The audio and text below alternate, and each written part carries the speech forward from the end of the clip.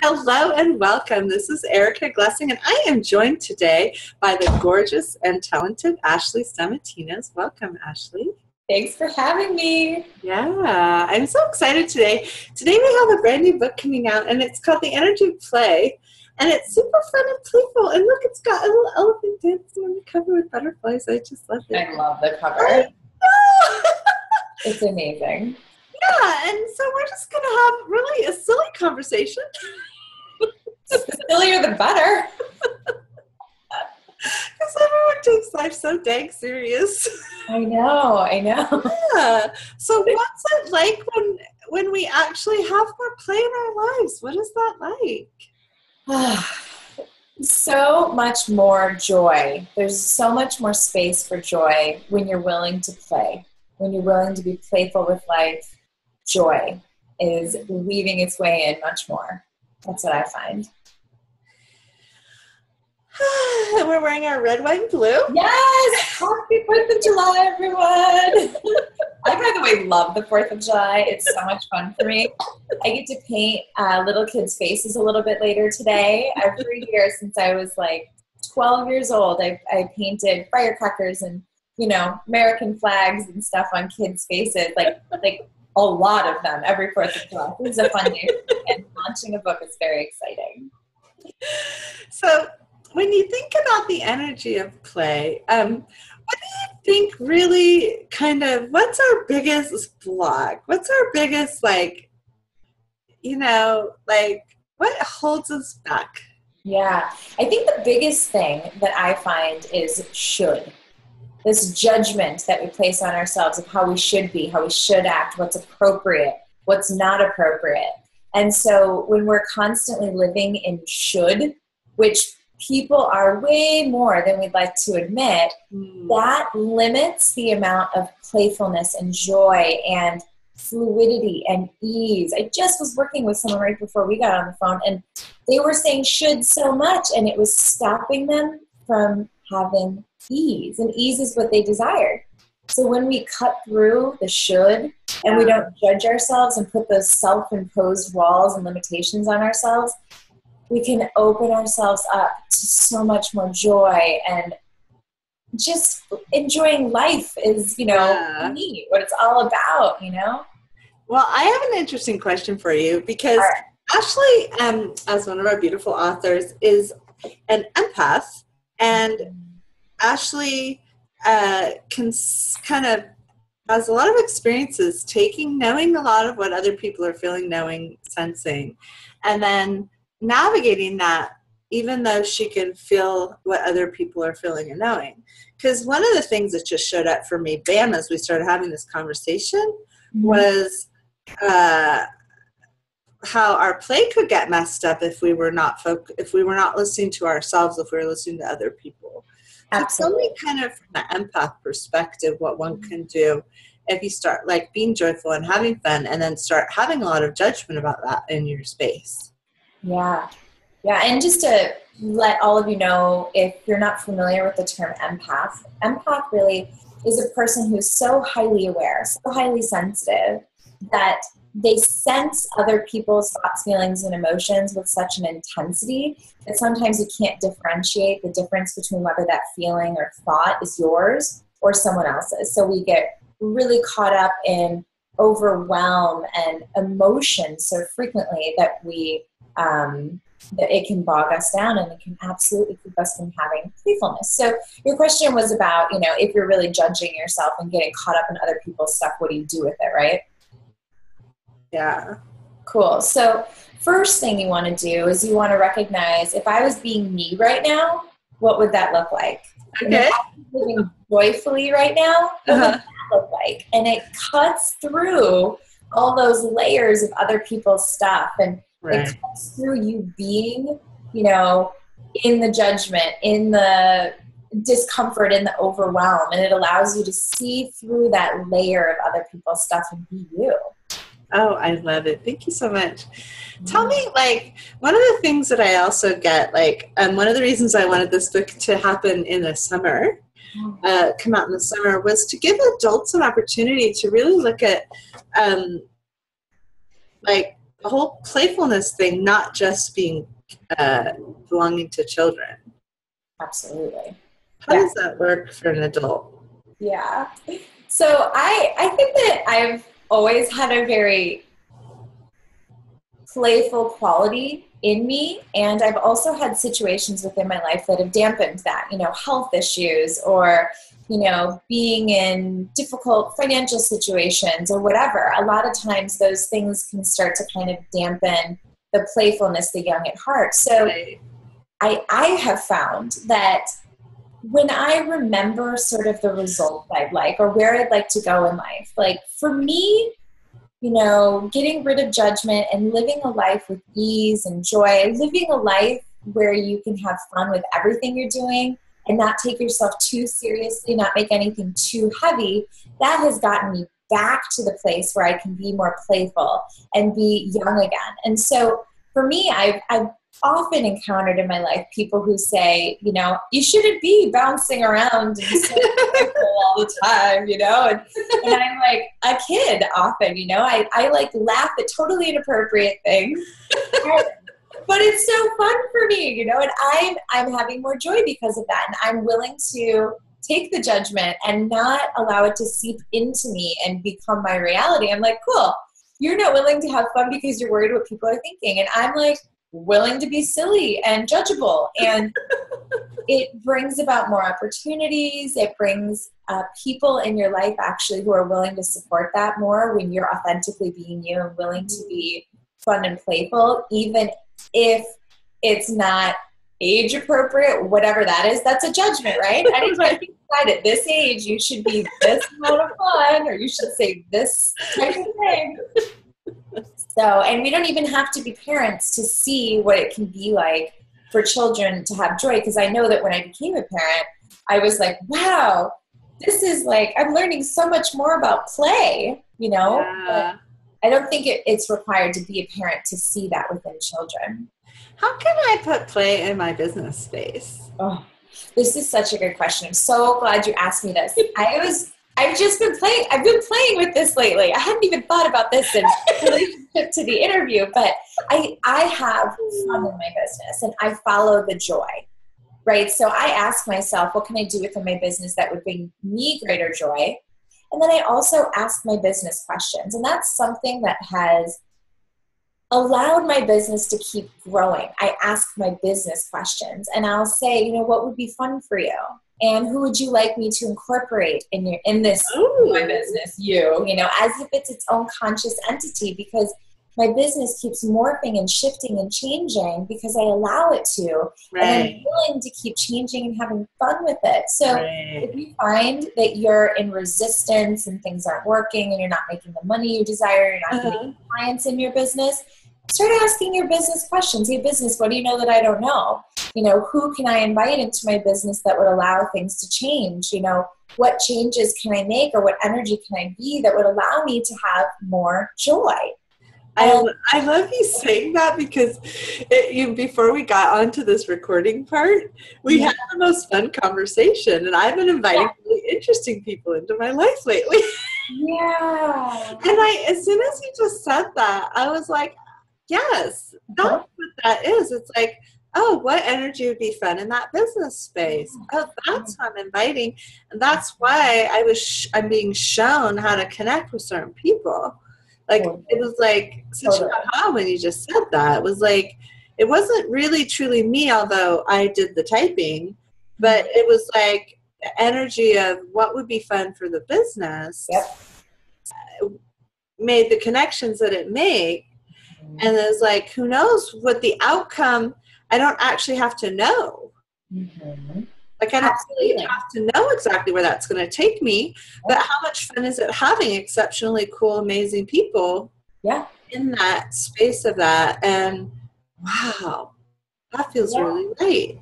Yeah. And you've created so much with that because you're willing to follow the energy. I think that's one of your biggest gifts, Erica, is how willing you are to follow the energy and to play with energy. I've seen you do it so brilliantly. And when this book started getting its birth and its energy, it actually, like, it was I have the whole energy series. So I have all the energy books. You've been in so many of them with me.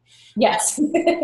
Like, I don't have them all in front of me, of course, but I had all these fun ideas. And this was kind of like the one that I think, I mean, I don't want to give it the job of being the hardest. Oh, okay. But if you think about it, like, how challenging is it to encourage people to have play in their lives? Yeah. Right? Yeah. Like the energy of healing, of course, right? The energy of, the power of releasing judgment, of course. Like the energy of spirit, of course. Like everybody's like, oh, yes, I want that. Oh, yes, I want happiness. Oh, yes, I want expansion. Oh, yes, I want that. But when you say, what about play? Yeah. Like, absolutely. It's like, do people give themselves permission? Yeah, right? Mm-hmm. Yeah. I've been reading the manuscript for Play because it's not out yet. Today it's out, right? I haven't received my firm, in-hands copy yet, but I've been reading the manuscript and it is so deeply transformative, this book. And there are so many aha moments I've had. It's like putting your thoughts on ideas about play that I never even imagined. I mean, so many of the authors have so many beautiful perspectives that bring you into a new possibility with having more joy and play, right? Play. Yeah, and really, I was surprised myself because every time you read something a little different. Yeah. And it was like, in this book, it was like, I would open to a page. It was like, my chapter is called Getting to Playful. Ooh, yeah. I love that. I say, being playful is something that can be gone in an instant. But how do I get there? How do I get to playful? And it's like, you can be in play, and then it can just be like shattered. Mm-hmm. So I look at, how do we reawaken that? Mm-hmm. How do we reawaken that? What is it that allows us to then say, oh, And you know what else I love, which I'm just having so much fun with you today, so kind of doing a two-way interview, but which you kind of thought we would do, but anyways. It was like, I'm glad we are. I know. Instead of saying the world is like this, we're the molecules that allow, play is like the molecules. It's like allowing us to shift the molecules. Yeah. So we don't know what the outcome is. Yeah. Because like when a kid starts piling trucks on, they don't know which one is going to make it pile. Like they don't know. Mm-hmm. Like they don't go into the play moment knowing the outcome. Yeah, I totally agree. Unless they're playing with certain things they're not allowed to, and then they can be pretty sure the outcome. But right. But if they're like look at, I'll just show you like my daughter's art. Like, right? I love that. I know, and that's just how kids are. Like, and the back, they just look at that, right? Oh, It's so just great. do that, right? They just, it's just a thing. They just don't know the outcome, and they just start doing it anyways. Yeah. So what did it take? Mm-hmm. I was just going to say some of the greatest transformations within my life, especially my health stuff that I've gotten over. I'm healthy now, but when I was in the throes of it, in the depths of it, at rock bottom, I didn't know that where I'm living now, that this was possible, but I knew something else was possible.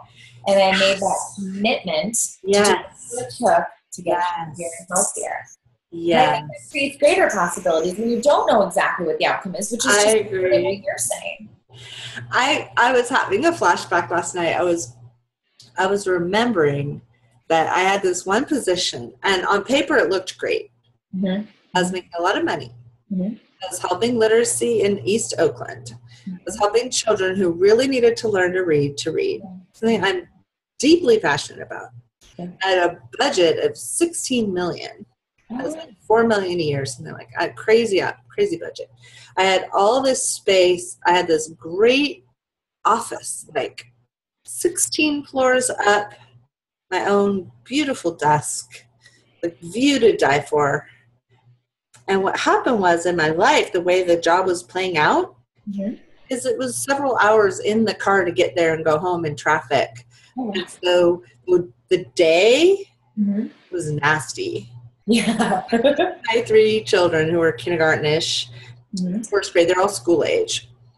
I'm leaving them early and coming home late. Yeah.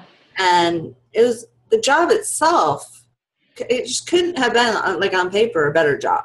Like seriously, so much money, so much light that I was bringing to children in need. Right. Life sucked so bad.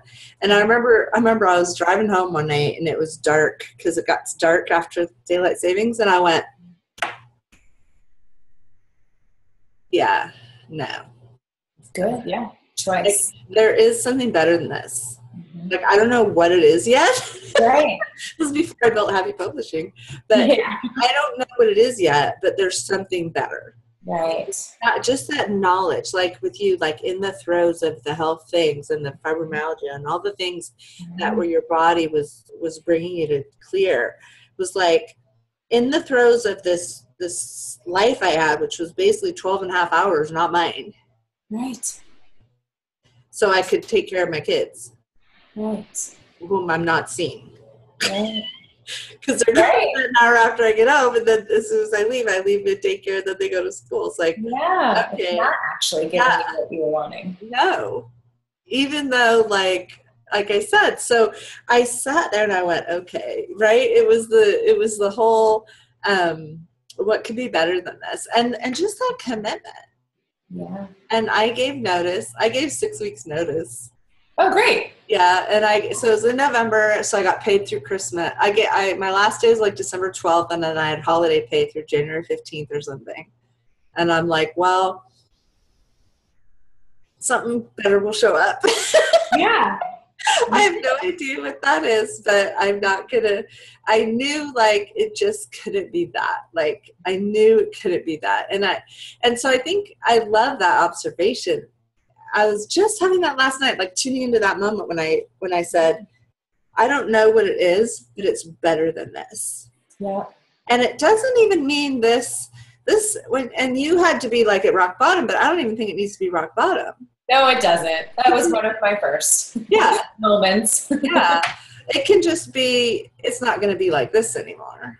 Like, yeah. I wonder what else is possible. Yeah. Where is there? How can I find that? Who do I need to talk to? Give us like one more tool, and then we'll let people go, and everybody can go get a copy of this book. And we have a bunch of really yummy gifts that are at, we'll put them at happypublishing.net/something really good. I'll put it in that thing here. Cool. So I think one of the things that's really vital when you're looking at becoming playful with your life and creating more joy in your life is not judging yourself for the way that you play. Because all of us play differently. We all define it differently. And while for me, it's smiling and giggling and dancing around and sort of like poking people and being goofy and like physical like that, that might not be how you play.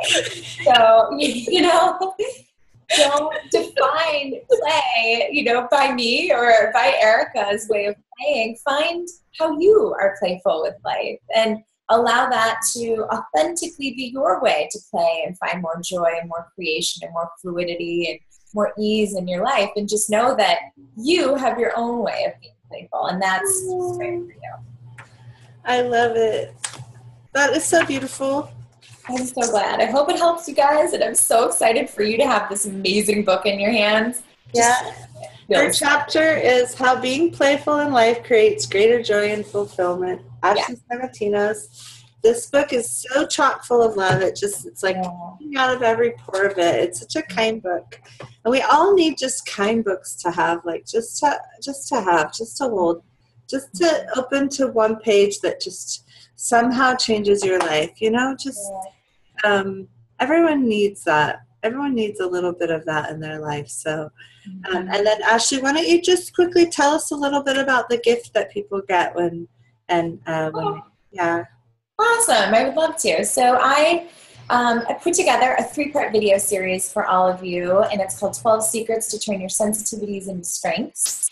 And so you'll get videos, and you'll get a free quiz to take, and some really supportive, nurturing information. And I hope that it really supports you in becoming more empowered and better understanding your emotions and how they're an asset to you and how they're not a disability. So many of us try to push them down, where it can really be our super strength. And I know a lot of other people have some really wonderful gifts too. So I hope that you all take part in these gifts and really eat them up right away on today and opening day of this book, launch day of this book, because they're really made with love for all of you to contribute to your lives and to support you. Awesome. Thank you so much, Ashley. Yeah. Mwah. Mwah.